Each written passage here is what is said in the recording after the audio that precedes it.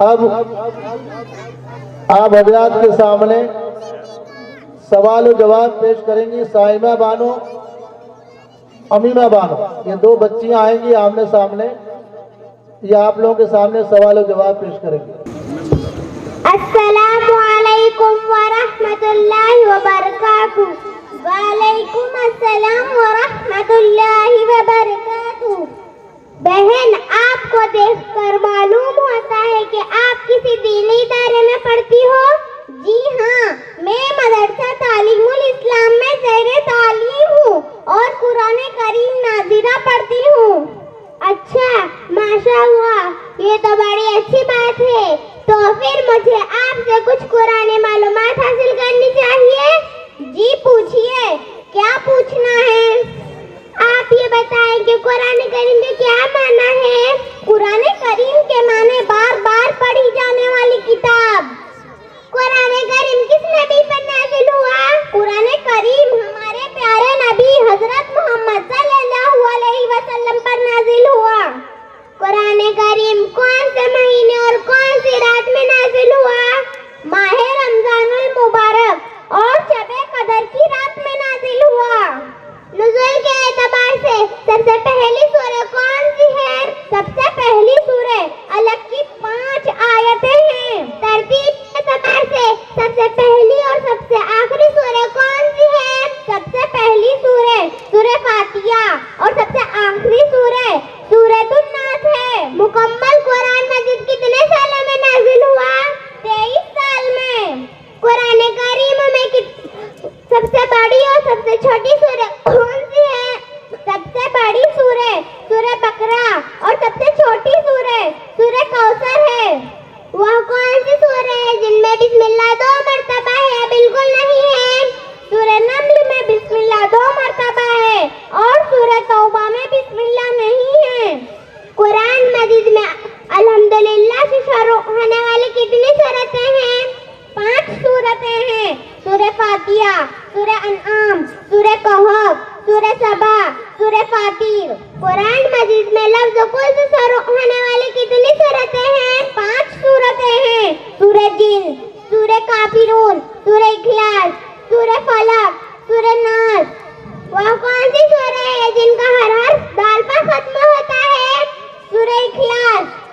وہ کون سی سورہ ہے جن میں ایک بار بھی لفظ اللہ نہیں آیا ہے یا پھر ہر آیت میں لفظ اللہ آیا ہوا ہے؟ سورہ قمر، سورہ رحمان اور سورہ واقعہ میں ایک بار بھی لفظ اللہ نہیں آیا ہے اور سورہ مجادلہ کی ہر آیت میں لفظ اللہ آیا ہے۔ مدنی اور مکی سورتیں کتنی ہیں؟ کل مدنی سورتیں 28 اور مکی سورتیں 86 ہیں۔ قرآن کریم میں کتنی انبیاء کرام فرشتوں کے نام آئے ہیں؟ 25 انبیاء کرام اور 4 فرشتوں کے نام آئے ہیں جن کو ہر جمعہ کے دن پڑھنا چاہیے۔ سورہ کہف۔ قرآن مجید کے تمام مسلمانوں پر کیا حقوق ہے؟ قرآن مجید پر ایمان لانا، اس کی تلاوت کرنا، اس کو سمجھنا، پھر عمل کرنا اور دوسروں تک پہنچانا۔ صدق اللہ۔ بہن، آپ نے بہت ہی قیمتی باتیں بتائیں۔ اللہ سے دعا کہ اللہ ہمیں اور تمام مسلمانوں کو صحیح سمجھ عطا فرمائے، آمین۔ السلام علیکم ورحمۃ اللہ وبرکاتہ۔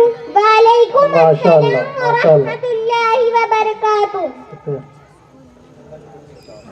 ایک صاحب کی طرف سے مدرسے میں 1000 روپے اور ایک صاحب کی طرف سے 500 روپے اور الحمدللہ کسی نے 100، کسی نے 50، کسی نے 20، کسی نے 200 روپے ان بچیوں کو انعام دیے ہیں۔